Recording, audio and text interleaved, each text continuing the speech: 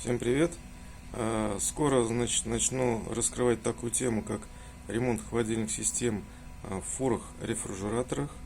И второе еще, наверное, интересное направление – это ремонт и эксплуатация промышленных установок на основе компрессоров фирмы Bitzer.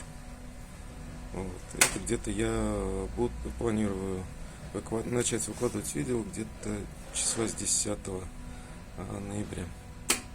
Так что смотрите.